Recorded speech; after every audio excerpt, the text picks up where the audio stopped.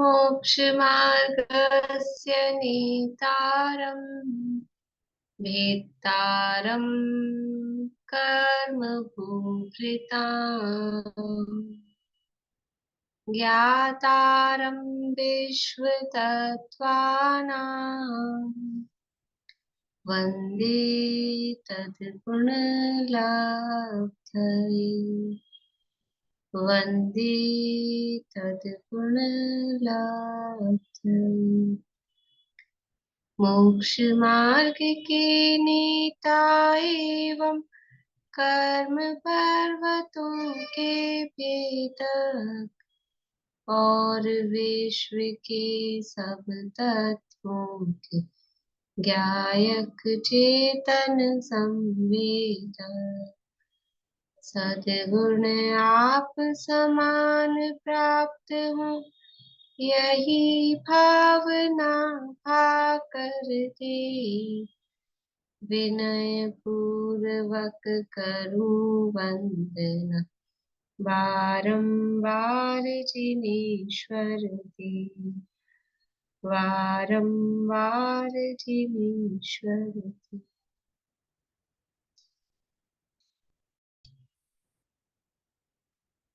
तत्वार्थ सूत्र नामक के महाशास्त्र है आचार्य उमा स्वामी देव द्वारा रचित। इसके अंतर्गत यहाँ चर्चा मध्यलोक की चल रही है। तीसरा अध्याय है। मध्यलोक में असंख्यात द्वीप समुद्र हैं।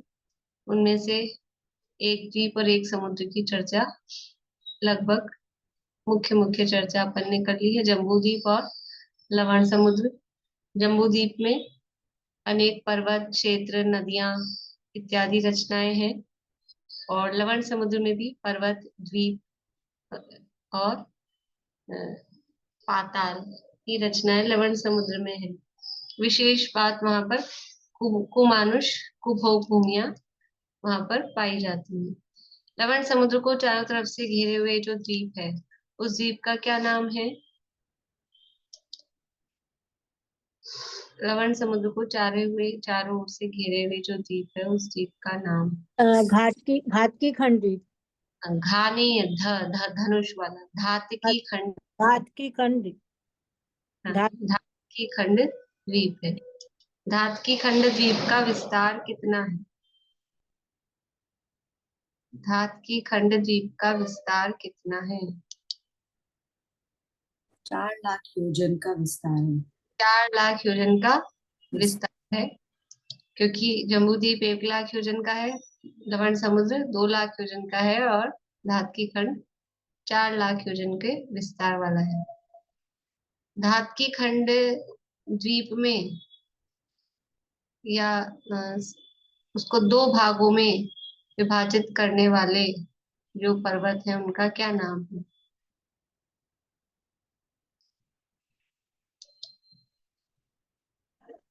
ईश्वाकार पर्वत। बढ़िया। ईश्वाकार पर्वत धात की खंड द्वीप में है। 2 हैं। कितने हैं ये पर्वत? 2 पर्वत हैं जो पूरे धात की खंड द्वीप को 2 भागों में बांट देते हैं। एक भाग कहलाता है पूर्व धात की खंड, दूसरा भाग कहलाता है पश्चिम धात की खंड। ये 2 पर्वत इस तरह से लंबाई में है, तो एक भाग कहलाता है पूर्व धात की खंड और दूसरा पश्चिम धात की खंड। ईश्वाकार पर्वतों की लंबाई चौड़ाई ऊंचाई कितनी है? ईश्वाकार पर्वतों की लंबाई चौड़ाई ऊंचाई। लंबाई 4 लाख योजन है, चौड़ाई पूरब पश्चिम की 1 लाख योजन है और ऊंचाई 400 योजन है। नहीं नहीं नहीं, चौड़ाई 1 लाख योजन नहीं है।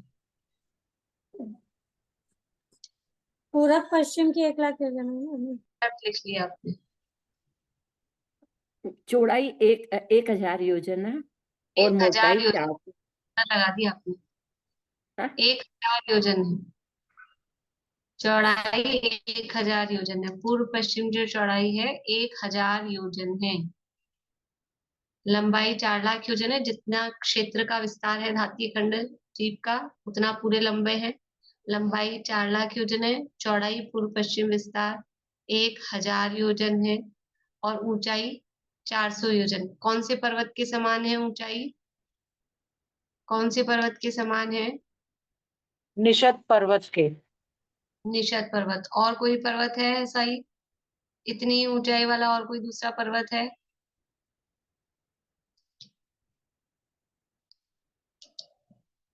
नील पर्वत। नील पर्वत। निषद और नील दोनों 400 योजन के हैं। नील पर्वत भी 400 योजन की ऊंचाई वाला है। ठीक है। तो जो अपन ने अपन मतलब वो प्रश्न एक आप लोगों को दे रखा है ना, पर्वतों का लिखना है, कौन से पर्वत पूर्व पश्चिम फैले हैं, कौन से पर्वत उत्तर दक्षिण फैले हैं, यानी गोलाकार है। तो ये भी पर्वत कैसे हैं? ये उत्तर दक्षिण लंबाई में फैले हुए हैं, उत्तर दक्षिणी पर्वत फैले हुए हैं। फिर इस धातकीय खंड द्वीप में जो इसमें क्या है रचनाएं, कि वैसे ही जैसे जम्बू द्वीप में पर्वत है और क्षेत्र है, उसी तरह से इसमें भी पर्वत और क्षेत्र है। और जो सारी रचनाएं हैं पर्वतों और क्षेत्रों की, यानी जम्बू द्वीप में कितने पर्वत और कितने क्षेत्र हैं? जम्बू द्वीप में कितने पर्वत, महापर्वत, कुलाचल, और कितने क्षेत्र हैं?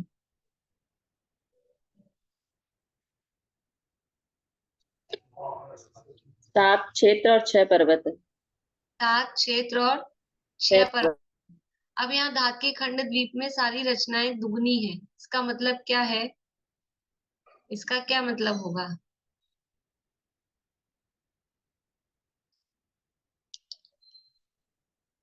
चौदह क्षेत्र हो जाएंगे और 12 पर्वत हो जाएंगे अगर दुगनी है तो। 14 क्षेत्र और 12 पर्वत। पर मतलब वो जैसे भरत क्षेत्र अपने यहाँ कितना है? एक भरत है, एक ऐरावत है। वहां कितने हो जाएंगे धातकीय खंड में? 2 भरत क्षेत्र, 2 ऐरावत क्षेत्र। तो वो रचना किस प्रकार से है? वो जो क्षेत्रों का आकार है वो आरे के समान, क्योंकि ये चूड़ी के समान है धातकीय खंड द्वीप, तो पर्वत और क्षेत्र सब आरे के समान इनकी रचना हो जाती है। ये जम्बू द्वीप, ये लवण समुद्र, अब ये धातकीय खंड द्वीप, ये ईश्वाकार आ गए हैं बीच में इस तरह से। ये अब एक एक पूरी रचना, एक पूरा जम्बू द्वीप इस साइड होगा, जम्बू द्वीप मतलब जम्बू द्वीप की रचना, और एक पूरे जम्बू द्वीप जैसी रचना यानी इस साइड होगी। तो 7 क्षेत्र और 6 पर्वत इस पूर्व साइड, 7 क्षेत्र और 6 पर्वत पश्चिम साइड। तो 7 और 7 मिला के 14 क्षेत्र और 12 पर्वत हो जाएंगे। अब यहाँ क्षेत्र कैसे होंगे? इस तरह से नहीं होंगे जैसे जम्बू द्वीप में सीधे सीधे ना, भाई ऐसा है कि भरत, हेमवत, ये हिमवन, महाहिमवन, निषद, नील, ऐसे नहीं होंगे। इस तरह से दिख रहा है आप लोगों को? इस तरह से नहीं होंगे। तो किस तरह से वो रचना होगी? कि जिस तरह से पहिए में आरे होते हैं, आरे के समान ये पर्वत और क्षेत्रों की रचना यहाँ पर है। तो ये ईश्वाकार पर्वत है, इसके निकट में इस तरह से तिरछी तिरछी। तो ये जो पर्वत और क्षेत्र है, 5,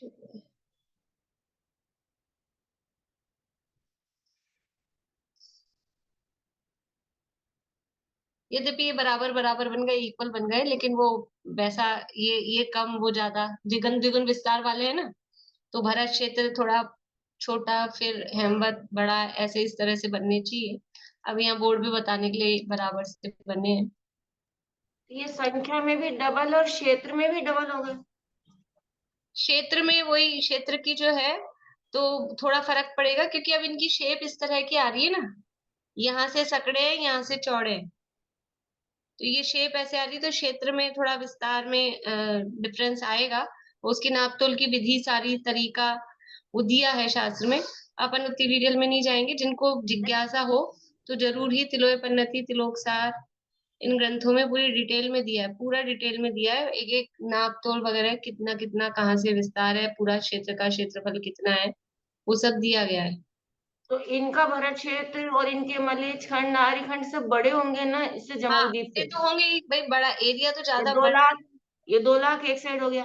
हाँ, एरिया तो बढ़ ही रहा है। ये 2 लाख नहीं, पूरा 4 लाख योजन है इस साइड। हाँ, 4 लाख योजन है ना, तो वो सब ये तो 4 लाख, बीच में तो एक पर्वत है ना इसमें भी। हाँ ये पर यहाँ पर ये है ना, अभी बना रही हूँ, कर रही हूँ। हाँ तो ये यहाँ यहाँ जो एक सुमेरु पर्वत था, और यहाँ पर कल बताया था पूर्व साइड वाले मेरु पर्वत का क्या नाम है? धातकी खंड में पूर्व साइड में जो मेरु है उसका क्या नाम है, और पश्चिम साइड में जो मेरु है उसका क्या नाम है?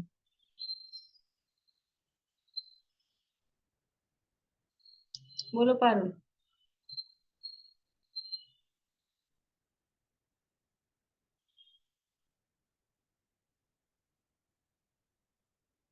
विजयात मेरू, और जो पश्चिम में है उसका नाम है उसका अचल मेरू। विजयात मेरू और अचल मेरू। याद नहीं, विजय मेरु। विजय विजय मेरू। और अचल मेरु। पूर्व दिशा वाले मेरु का नाम विजय मेरु, पश्चिम दिशा वाले मेरु का नाम अचल मेरु। तो ये बीच में मेरु पर्वत है, और ये थोड़े आरे बराबर थोड़े अच्छे से नहीं बने हैं ये। इनको ऐसे समझना इस तरह से। ये तो विदेह क्षेत्र का है, और फिर ये थोड़ा गड़बड़ हुआ है, अभी देखना अपन उसमें देखेंगे। तो इस तरह से ये रचना होती है। तो जो पर्वतों की ऊंचाई है, जैसे हिमवन महाहिमवन आदि है, वो ऊंचाई उतनी ही है, लेकिन जो उनका विस्तार है वो विस्तार में उनका फर्क पड़ रहा है। क्योंकि नियम क्या है कि जितना भरत क्षेत्र, अपने जम्बू द्वीप में अपन ने रचना देखी थी, जितना भरत क्षेत्र था उससे दुगनी चौड़ाई थी हिमवन पर्वत की। भरत क्षेत्र 526 योजन का, हिमवन पर्वत 1052, ऐसा।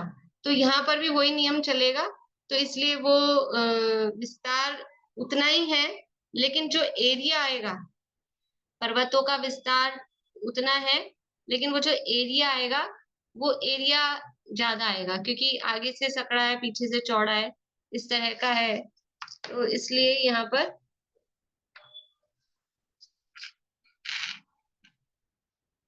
देखिए, यहाँ जो भरत क्षेत्र का विस्तार है, थोड़ा सा आपको बता देती हूँ पढ़ के।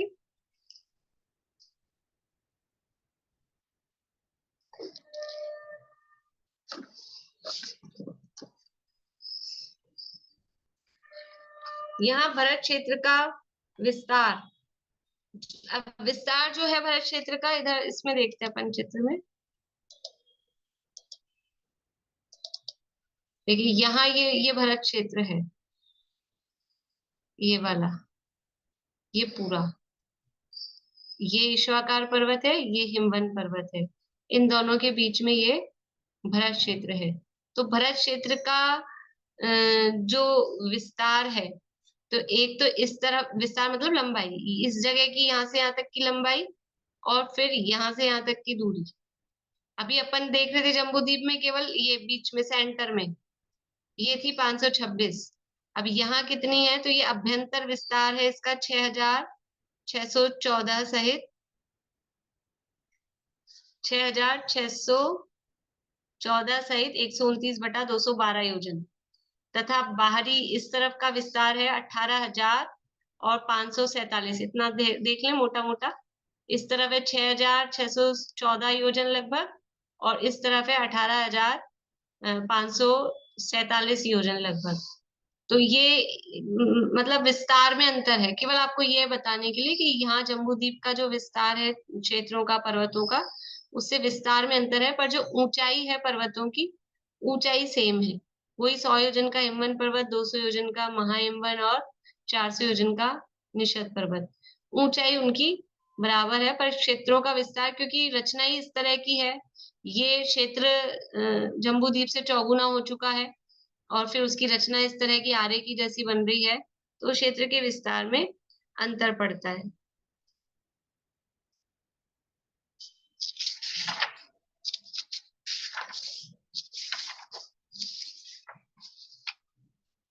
अब यहाँ पर ये इसी तरह से ये भरत क्षेत्र हो गया।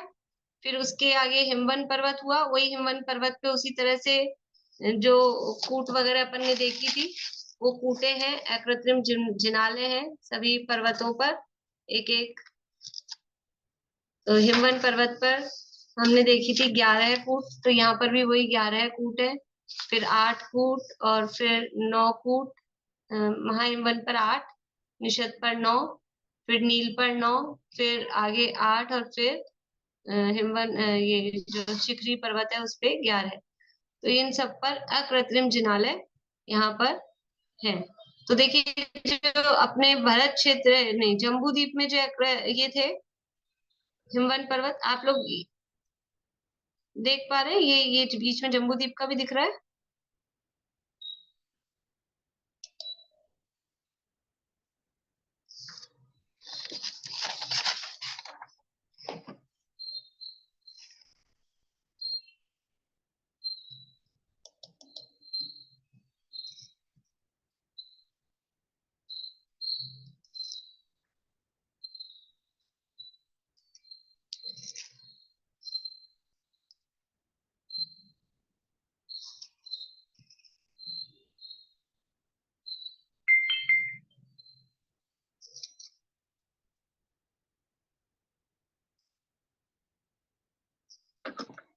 Recording in progress.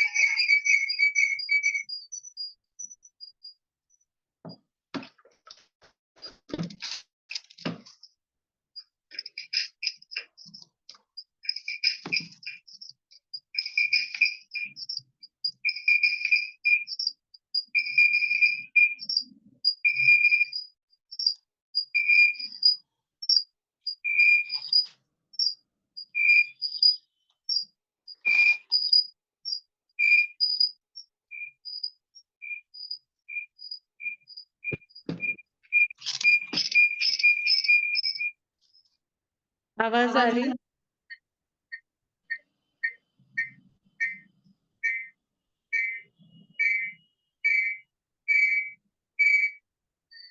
आप लोगों को पहले भी आवाज आ रही थी? मैं इसको बंद करती हूँ एक बार, फिर पारुल रेज ऑन करना।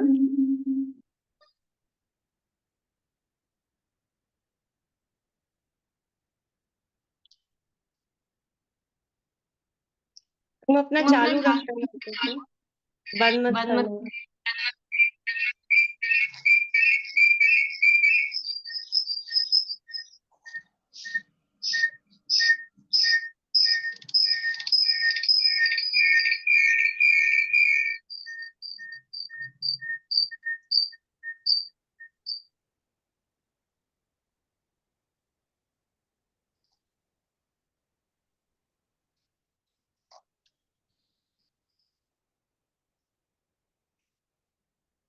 अब आवाज आ रही है? तो पारुल अगर आवाज आ रही है तो चालू करके बोलो कि आ रही है।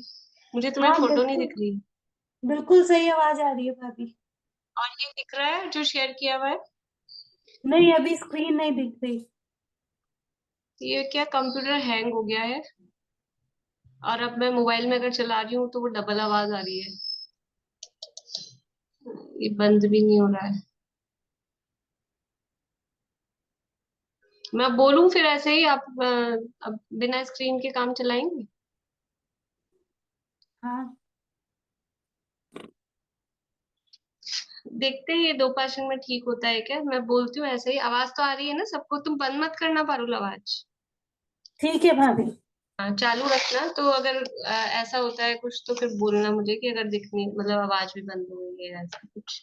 जी। क्योंकि मुझे भी आप लोग नहीं दिख रहे हैं। तो इसमें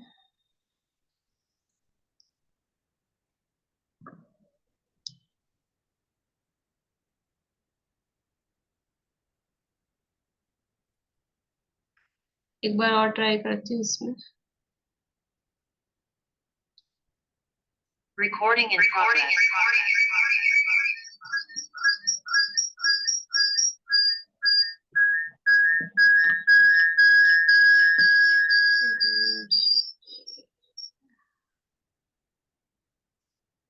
हेलो हेलो हेलो।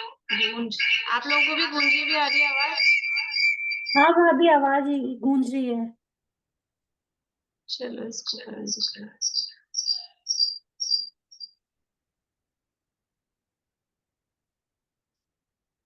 देखिए अपनी क्या चर्चा चल रही थी। जो ये रचनाएं हैं यहाँ भरत क्षेत्र में जो है भरत क्षेत्र में हिमवन पर्वत, क्या बता रही थी मैं, हिमवन पर्वत ये यहाँ से यहाँ इस तरह से पूर्व पश्चिम विस्तार वाला है। तो इन पे कूटों की चर्चा चल रही थी।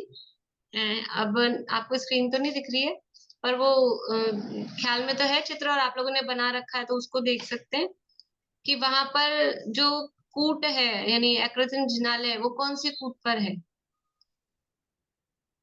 हिमवन पर्वत, जम्बू द्वीप के हिमवन पर्वत पर, महाहिमवन पर्वत पर अकृत्रिम जिनालय कौन सी कूट पर है, कि पूर्व दिशा वाली जो कूट है, पूर्व दिशा वाली कूट पर वो अकृत्रिम जिनालय है। तो ऐसे ही यहाँ पर भी, यानी पूर्व दिशा वाली मतलब वो समुद्र की साइड वाली, यहाँ पर जो कृत्रिम जिनालय है वो इधर पूर्व दिशा वाली ही जो कूट है उस पर ये कृत्रिम जिनालय यहाँ पर है। इसके बाद में अब चर्चा तो अपने को इसकी करनी थी पंचमेरु की। अब ये बड़ा गड़बड़ हो गया है, तो 1 मिनट रुकते हैं।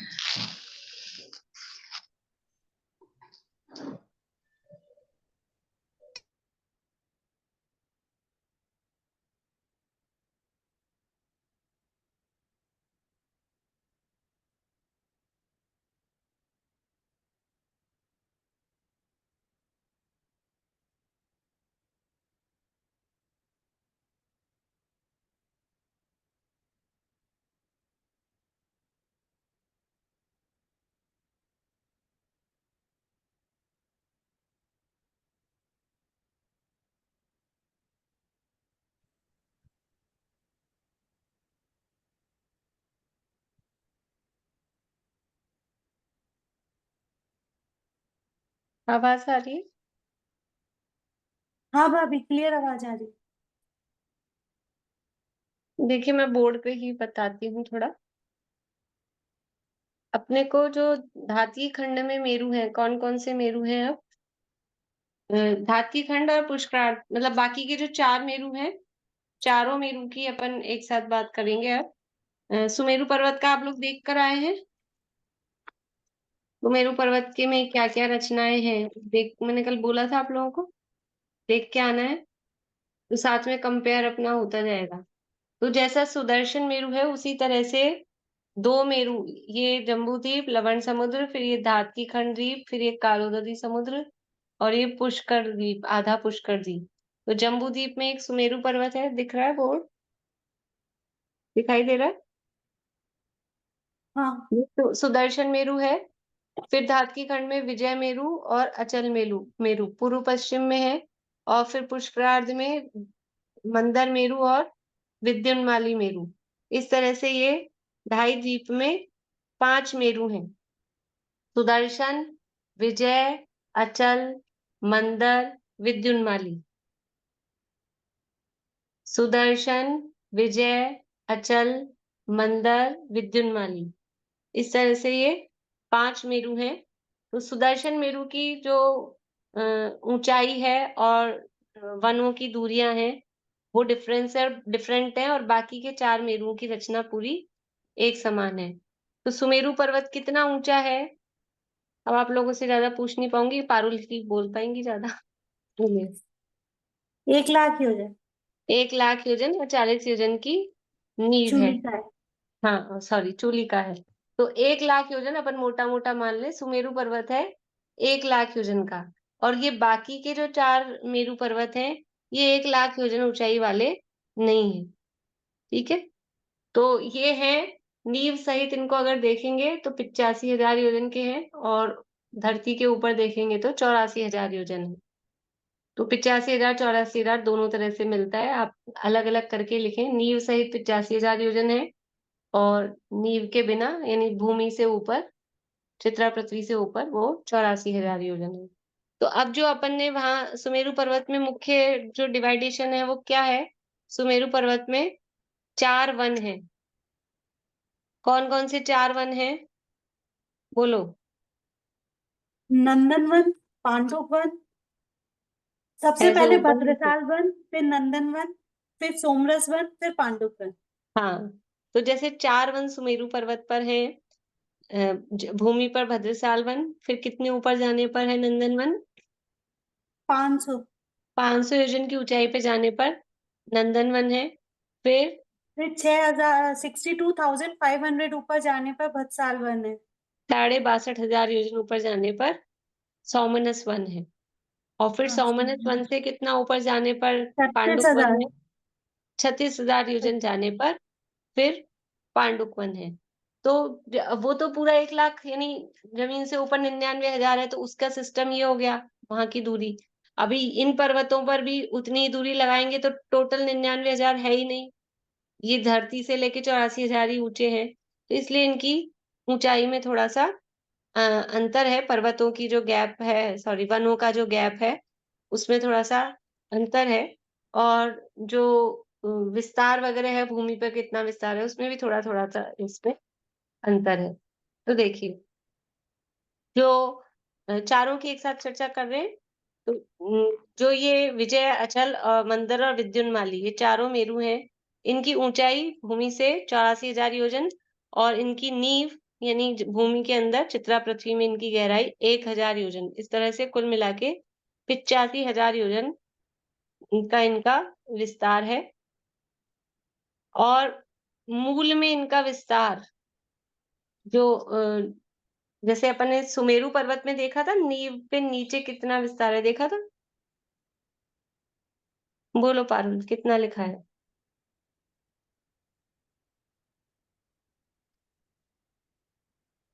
सुमेरु पर्वत की जो 1,000 योजन की नींव है, तो वहां नींव में उसका विस्तार कितना है? 500 नहीं। नहीं नहीं, वो है 10,090 लगभग, और उसमें और है कुछ पॉइंट्स में, तो लगभग 10,090 योजन का नींव में नीचे विस्तार है।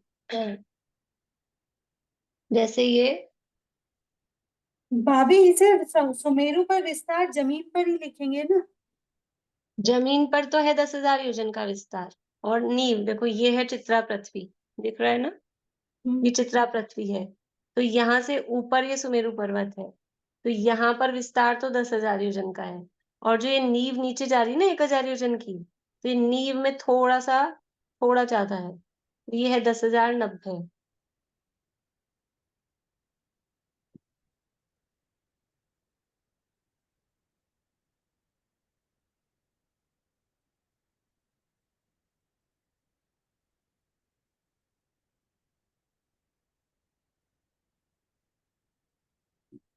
ठीक है,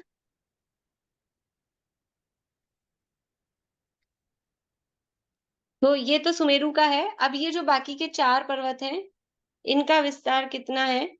तो इनका जो विस्तार है, ये यहाँ पर है 9,500। 9,500 योजन तो नींव में विस्तार है, और यहाँ पर विस्तार है 9,400। सुमेरु का था 10,000, और इनका है 9,400 योजन का विस्तार है।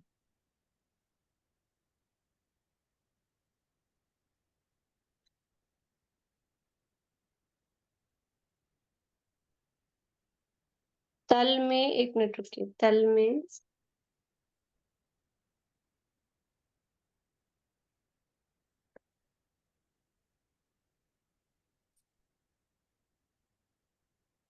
देखो, जो तल में जो नींव का जो विस्तार है ना, इसके दोनों हैं। एक जगह ऐसा है कि 9,500 योजन का विस्तार है, और दूसरी जगह ऐसा है कि 10,000 योजन का विस्तार है। तो दोनों लिख लीजिए आप, दोनों प्रमाण इसके हैं। यहाँ तिलोय परिणति में 10,000 भी दिया है, और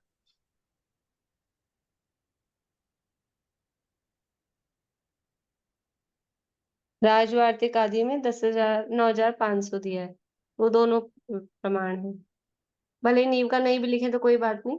भूमि पर इसका विस्तार है 9,400 योजन।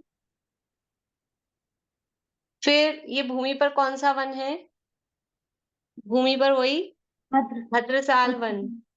भद्रसाल वन है, और भद्रसाल ये तो चित्र में अपन ऐसा बना रहे हैं, वो गोलाकार जैसा सुमेरु पर्वत है, वैसे ही गोलाकार है। तो उसकी चारों तरफ भद्रसाल वन है और हर यानी चारों दिशाओं में, हर दिशा में एक-एक अकृत्रिम जिनालय वहां पर भी भूमि पर भद्रसाल वन में स्थित है।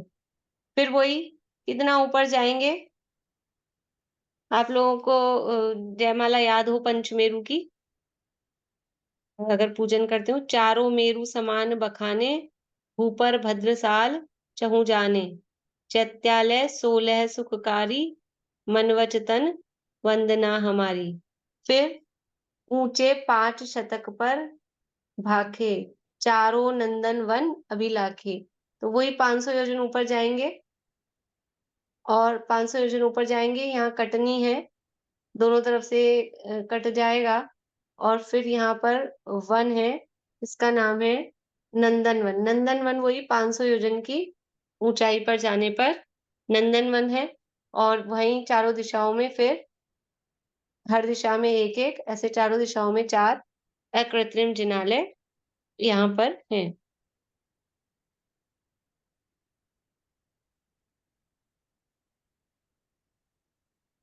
फिर नंदन वन से ऊपर चले तो कितने ऊपर जाने पर सोमनस वन आएगा?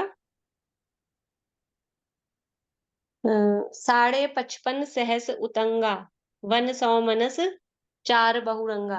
तो 55,500 योजन की ऊंचाई पर जाएंगे। वहां कितने गए थे हम? 62,500 योजन। और यहाँ कितना है? 55,500। 55,500 योजन की ऊंचाई पर जाने पर फिर से दोनों साइड से पर्वत कट गए हैं और फिर चारों दिशाओं में 4 अकृत्रिम जिनालय यहाँ पर हैं। ये कौन सा वन हो गया? सोमनस वन।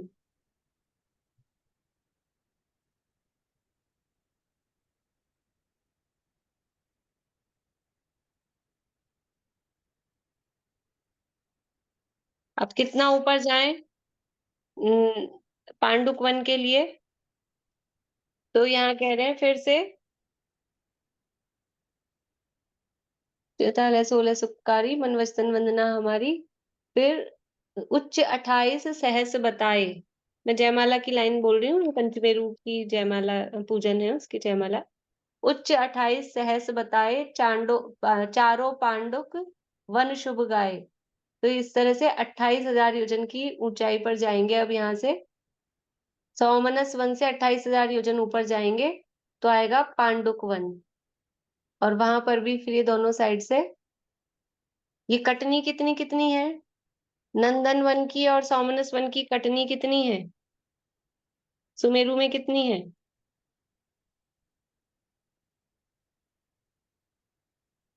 अरे मैंने 500 कल कहा, योजन की।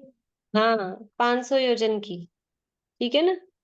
ये सबको ख्याल में लिखा हुआ है कि नहीं सबके पास में? मिलाते जाइएगा आप लोग। तो सुमेरु की 500 की, यहाँ पर भी कटनियां 500 योजन की ही है।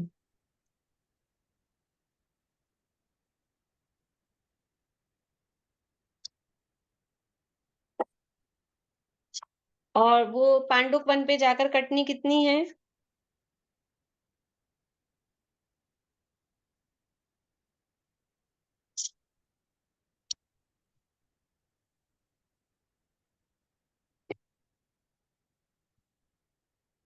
पांडुक वन पर कटनी कितनी है? 494। 494 योजन की कटनी है। तो पांडुक वन पे वही यहाँ पर भी 494 योजन की कटनी है। इस तरह से ये जो डिफरेंस है चारों मेरु पर्वतों में और सुमेरु पर्वत में, ये डिफरेंस यहाँ पर बताया गया है। बाकी जो और रचना है वो समान है लगभग उसी तरह से। और जो नींव है वही 40 योजन की वहां नींव है, 40 योजन की यहाँ पर नींव है। चुली का। हाँ सॉरी, मैं नींव बोल रही हूँ बार बार में, चूली का। तो चूली का कटनी चूली कटनी पांचों वन की सेम ही है, पांचों कट सुमेरु की। चारों वन की कटनी सेम है। सुमेरु की भी तो 500 योजन ही है भाभी। हाँ मतलब 5 मेरु पर्वतों की चारों वनों में जो जो है वो सेम है।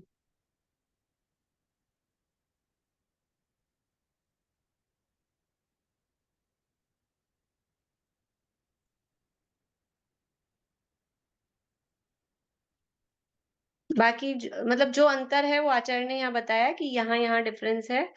बाकी जो नहीं कहा है इसका मतलब है वो सब सुमेरु पर्वत के समान ही उनका वर्णन है। फिर जिस तरह से वहां सुमेरु से जुड़े हुए गजदंत पर्वत हैं, उसी तरह से यहाँ पर भी दोनों मेरु से जुड़े हुए गजदंत पर्वत। अब वो मैं आपको चित्र में दिखाती, थोड़ी सी आपको वो दिखता कि वो थोड़े गजदंत पर्वत क्या कि ऐसे लंबे आएंगे यहाँ पर, क्योंकि यहाँ की शेप अलग है।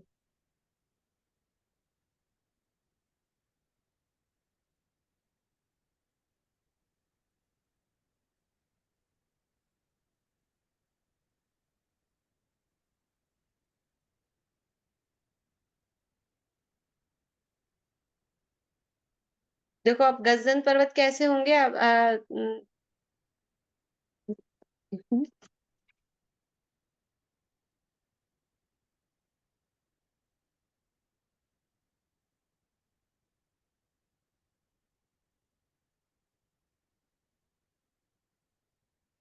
ये इस तरह की, ये ईश्वाकार है। ये इस तरह का ये विधेय वाला एरिया आएगा, दिख रहा है आप लोगों को? ये बीच में आंचल मेरु है समझ लीजिए इधर, और ये विदेह वाला एरिया इधर ऐसे आएगा। तो ये मेरु है। तो अब जो गजदंत पर्वत यहाँ होंगे वो किस तरह से होंगे?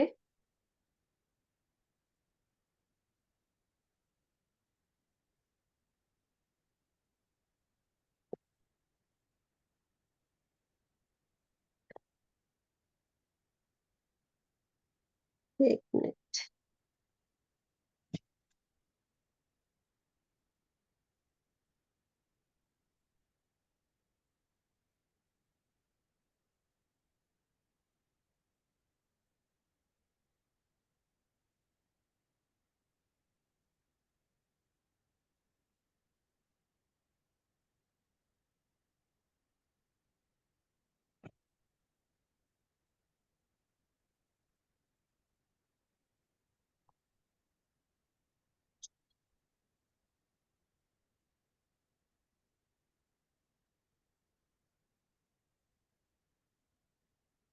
ये गजदंत पर्वत इस तरह से होंगे, थोड़ा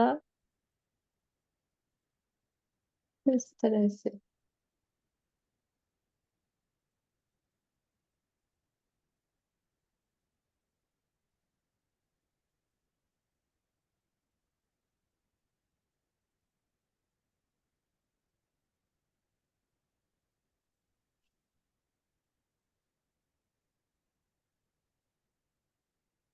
तो गजदंत पर्वतों की भी लंबाई चौड़ाई वो जम्बू द्वीप से यानी वहां जितनी थी उससे अलग रहेगी।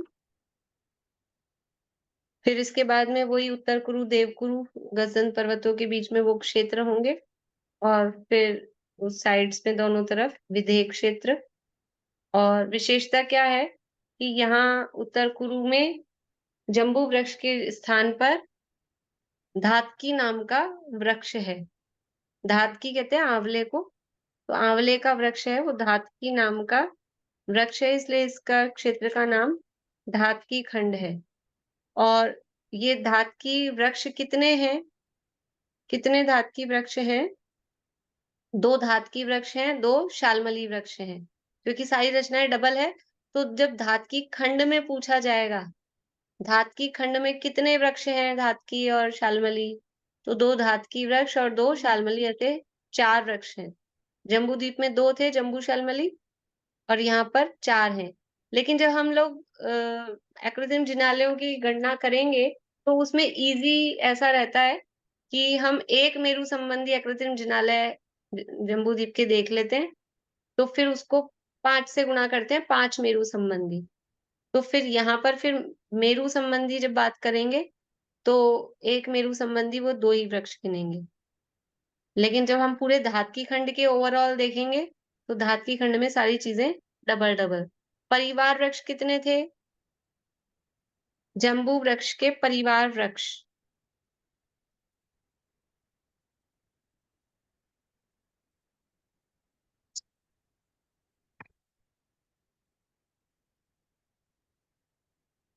1,40,119 1,40,119 और एक और उसको मिला लेंगे तो 120 हो जाएंगे ना। 1,40,120 कुल वृक्ष हो रहे हैं।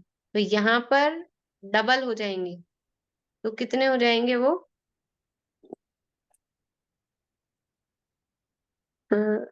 1,40,120 का डबल। ये तो यहाँ तो संख्या अलग दी है।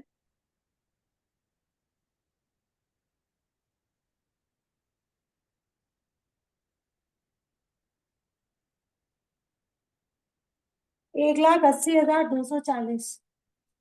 अरे डबल करेंगे तो 1,00,000 कहाँ से रहेगा? 2,80,000। 2,80,100 240। 240। हाँ, तो ये 4 हो गए ना कुल। नहीं नहीं, तो वो एक के ही परिवार वृक्ष 2,80,000 कितना आ रहा है?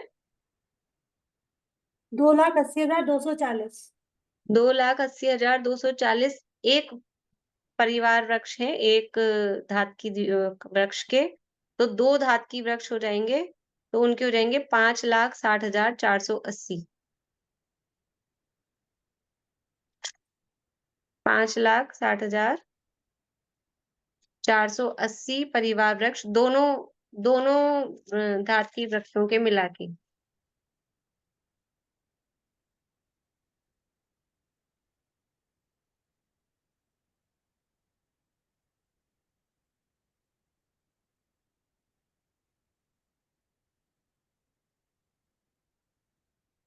एक क्वेश्चन है भाभी।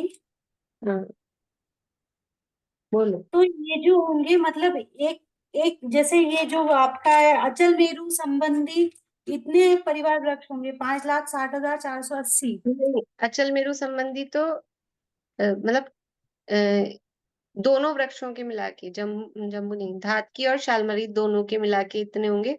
केवल धातकी के देखेंगे तो वो जो 2,00,000 कितना आया था, 80,000। नहीं, घातकी खंड में 2 मेरु हैं, अचल हाँ और विद्य। तो दोनों हाँ, के ये 5,00,000 समथिंग कुछ होंगे या एक के ही 5,00,000 समथिंग कुछ होंगे? एक के अगर अपन दोनों वृक्षों के ऐड करेंगे तब तो ये होंगे। और 5,00,000। हाँ, अगर एक ही वृक्ष के देखेंगे तो फिर वो जो इसके आधे गए हैं वो।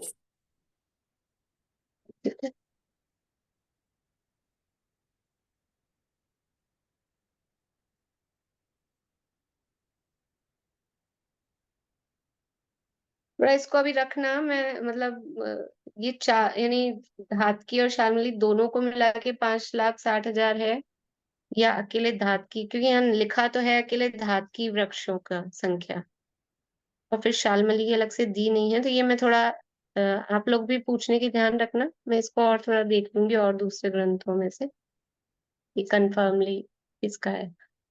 एक मिनट आशा आंटी, आप लोगों को किसी को कुछ पूछना हो तो रेज हैंड ही करिएगा, ऐसे मैं अनम्यूट नहीं कर पाऊंगी।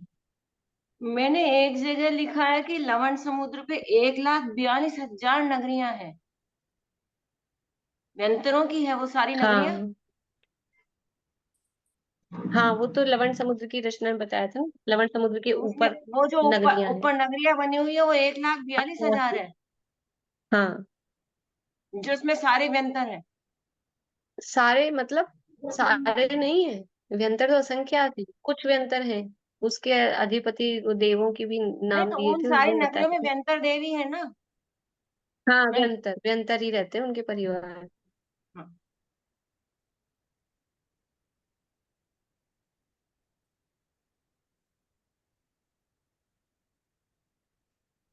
तो इस तरह से जो विशेष विशेष बात थी यहाँ धातु खंड में, और ऐसी के ऐसी ही रचना आगे जो आधा पुष्कर द्वीप है उसमें भी सेम इसी तरह की रचना समझनी चाहिए, कि जिस तरह से ईश्वाकार पर्वत यहाँ है वैसे ही 2 ईश्वाकार पर्वत आगे जो पुष्कर द्वीप है उसमें है। अब ये कालोदरी समुद्र की चर्चा है यद्यपि बीच में, पर अपन अभी ये पढ़ रहे हैं तो साथ में उसका हो जाएगा इसलिए। तो जम्बूद्वीप 1 लाख योजन का है, फिर लवण समुद्र 2 लाख योजन का, धातकी खंड 4 लाख योजन का, और उसके बाद में कालोददी समुद्र वो कितना है 8 लाख योजन का। और फिर उसके बाद में जो द्वीप आएगा वो कितने विस्तार वाला होगा 16 कालोददी समुद्र के बाद 16। 16 पुष्कर द्वीप है, पूरा पुष्कर द्वीप है वो 16 लाख योजन का है। लेकिन क्योंकि उस पुष्कर द्वीप के बीचों बीच यानी 8 लाख योजन के बाद में एक पर्वत है उसी तरह का गोलाकार, उसका नाम है मानुषोत्तर पर्वत। तो वो पर्वत उसके बीच में है, इसलिए हम उस आधे द्वीप को ही यहाँ 2.5 द्वीप के अंतर्गत लेते हैं। तो जो यहाँ रचना हम देखेंगे पुष्कर द्वीप की, वो 8 लाख योजन के आधार पर। पूरा टोटल द्वीप का विस्तार तो 16 लाख योजन का है, लेकिन हमको 2.5 द्वीप की रचना देखनी है, और उस 2.5 द्वीप में 16 का आधा 8 लाख योजन ही उसमें हम देखेंगे। तो जो पुष्कर द्वीप है आधा 8 लाख योजन का, तो उसमें जो ईश्वाकार पर्वत इसी तरह से जैसे यहाँ हमने देखे हैं, वो ईश्वाकार पर्वत कितने लंबे हो जाएंगे। यहाँ धातकी खंड द्वीप में ईश्वाकार पर्वत कितने लंबे हैं 4 लाख योजन के। अब वहां पुष्करार द्वीप में कितने लंबे हो जाएंगे 8 लाख 16 योजन के। 16 नहीं लेना है, आधे में ही रचना है, आधे में ही 8 रचना लाख है। तो 8 लाख योजन के ईश्वाकार पर्वत है, और इसी तरह से 2 मेरु विद्युन और मंदर और विद्युन्माली। आशा आंटी आप म्यूट करिए, फिर आप अगर बात कर रहे हैं तो। मंदर और ये 2 मेरु हैं, और मेरुओं की रचना अपन ने यही देख ली, वही 85,000 योजन टोटल नींव सहित उनकी ऊंचाई है, 4 वन है, इस तरह की रचना है। और ऐसे ही आरे के समान पर्वत और क्षेत्रों की रचना वहां है, बस वही एरिया बढ़ता जाएगा, क्योंकि अब ये सारी अभी धातकी खंड में सारी रचना 4 लाख योजन में थी, अब वो सारी रचना 8 लाख योजन में फैल जाएगी। तो वो क्षेत्रों की जो एरिया है वो एरिया बढ़ता बढ़ता हुआ, बाकी सारी रचना सेम है। अब इसके अलावा जो वहां पर एक जो रचना है मानुषोत्तर पर्वत, उसकी चर्चा अपन अलग से करेंगे। और बीच में जो कालोदरी समुद्र अपने देखा है तो उसकी भी चर्चा अपन कर लेते हैं, वर्बली कर लेते हैं अभी, फिर जब चित्र वगैरह से देख के नेक्स्ट क्लास में कर लेंगे।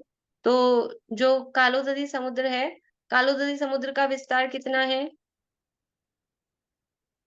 कालोदरी समुद्र का विस्तार 2 लाख योजन तो लवण समुद्र का है।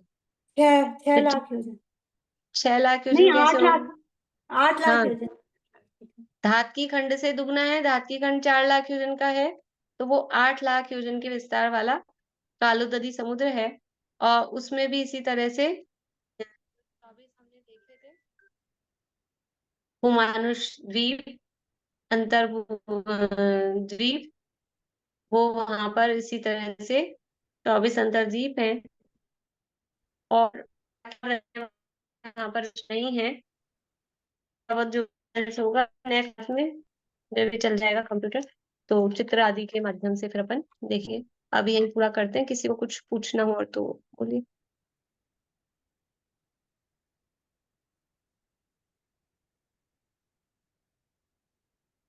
नहीं है पारुल, पूछना है बोलो। हाँ भाभी इसमें लवण समुद्र में सिर्फ कुभोग भूमिया है और कुछ भी नहीं है। हाँ, कालोदरी समुद्र में और कोई विशेष मतलब पाताल नहीं है, और कोई पर्वत वगैरह सूर्यद्वीप चंद्रद्वीप ऐसी रचना उसमें नहीं है, उपभोग भूमिया है, इतना ही वर्णन उसका मिलता है। बाकी और वहाँ जो क्योंकि नगरियां वर्णन वही मिलता है शास्त्रों में जो कोई विशेष चीज है, तो अदरवाइज जैसा समुद्र है वैसा समुद्र है। नहीं अपन ने वहाँ नगरियां भी देखी थी ना उस पे हाँ, परिधि पे। वो सब कुछ भी नहीं दिया है।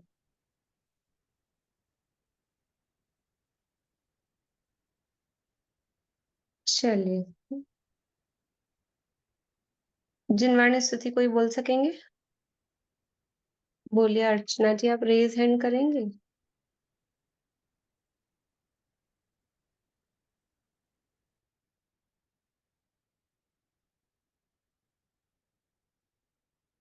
हाँ, आवाज चालू कर लीजिए।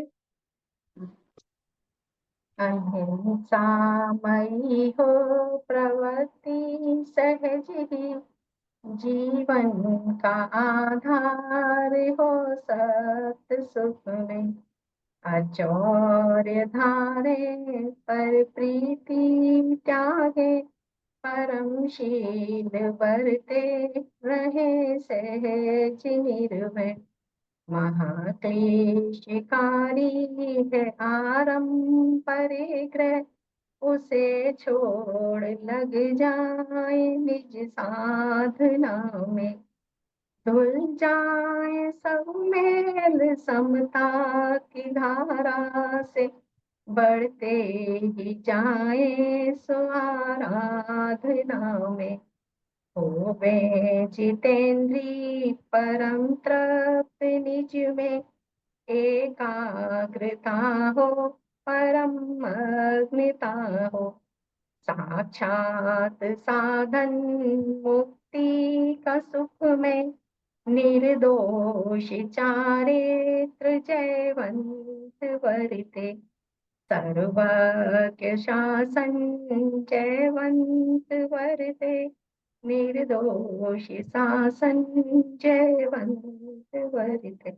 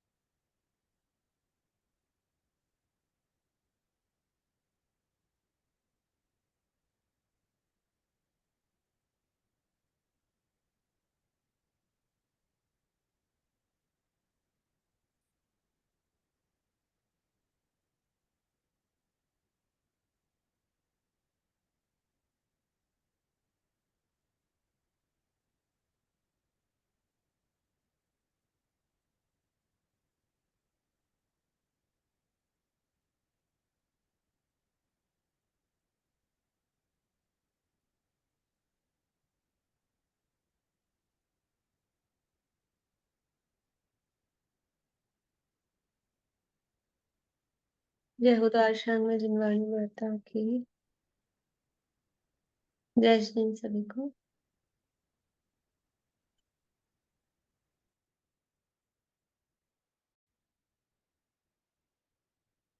कुछ बोलना है पारुल?